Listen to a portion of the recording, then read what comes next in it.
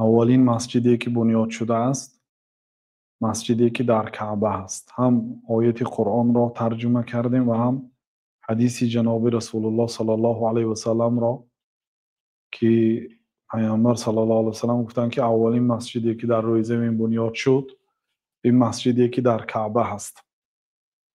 خب برای چی؟ محض الله تعالی این مکان را در شهر مکه انتخاب کرده است.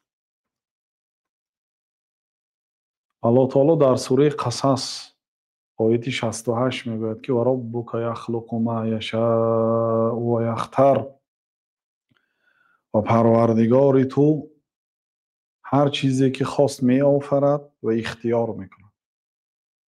ما کان لهم الخیره، اختیار در دست مشرک ها نیست. صاحب تفسیر جلالین جلال الدین محلی و سیوطی میگن که ما کان لهم ای للمشرکین، برای مشرک ها اختیار نیست، اختیار در دست الله تعالی است. و ربک یخلق ما یشاء و یختار، و پروردگار تو چیزی خواست می آفرد، چیزی خاص انتخاب میکند. الله تعالی همین کعبه را انتخاب کرده است. الله تعالی آب و هوای کعبه آب و هوای خوب نیست. کعبه یک جای سبز و منور نیست. اگر به این از این جهت گیریم، از همه کشوری هواش تازه ترین در دنیا ایسلندیه به شمار میرد. جزیره در اروپا هست ایسلندیه، و فنلاندیه در جای دوم، و این چونین نوزلندیه، زلندیه نو و هم جزیره هست، و این چونین نروژیه. این کشورها هست. لیکن اگر از شهرها گیریم، یک شهری هست در بین امریکای جنوبی و امریکای شمالی، مایاگوز. این از همه شهریه که دارای هوای تازه هست، نه مکه. دوم جو کوپنهاگن پایتخت دانیه. بعد سیاتل یک شهری در ایمه در امریکا. بعد پایتخت شویتسی استکهلم. بعد دوبلین پایتخت ایرلندیه.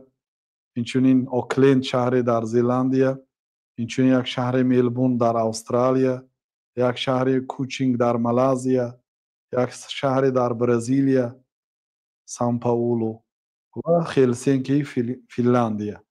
یعنی این از نگاهی شهرها. برای مثلا بعضی کشورهای در اینجا نامش گرفتیم که مثال در اون 5 دولتی در بالا گرفته یافت نمیشه، لیکن اونا از نگاهی دولتی کلان آب و هواش تازه ترین از روی اکولوژی. مکه خیلی مرتبهش پایان است از این جهت گیریدگه.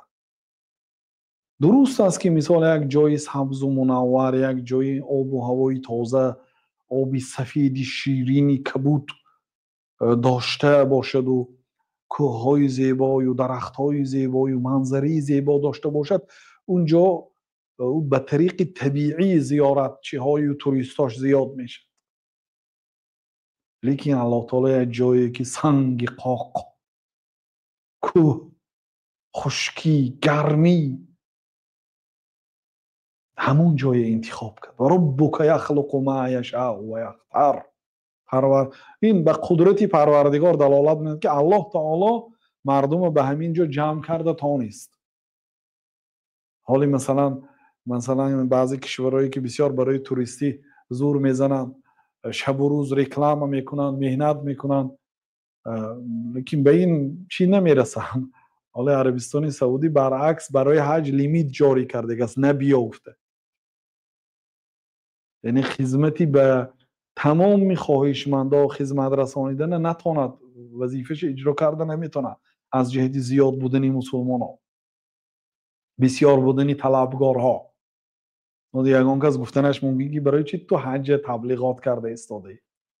اصلا اهل علم وظیفه دار هستند که در هر یک موسم مردم خاطر رسان کنه.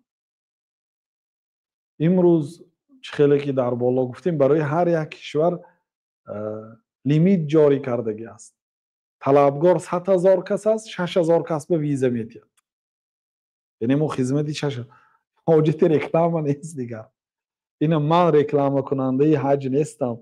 این از ما پیشتر پیغمبرها اعلانش کرده بودند. حضرت ابراهیم در یک بیابان، در یک کوهی که کسی نمیشنه، حتی وقتی که سفارش الله تعالی آمد حضرت تعجب کردن، گفتن که ای الله آخی من اعلام میکنم و اذن فی الناس بالحج.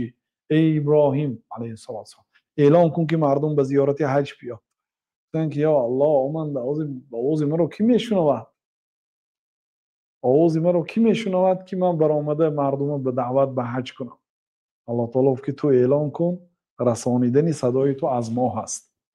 این الله تعالی صدای هم حضرت ابراهیم و هم حضرت محمد علیه السلام رو به گوش قلب ما رسانید که مسلمان ها از تمام دنیا طلبگار در نوبت ها می ایستند که ما حج رویم. حاجتی رکلام کردن نیست که مثلا یگان کس ما رو تهمت کند که تو از یگانجا پول میگیری و مردم ترغیبات یا تشویقات به عبادت حج حاجت به تشویقات ندارد. فقط ما احکام حج را بیان میکنیم.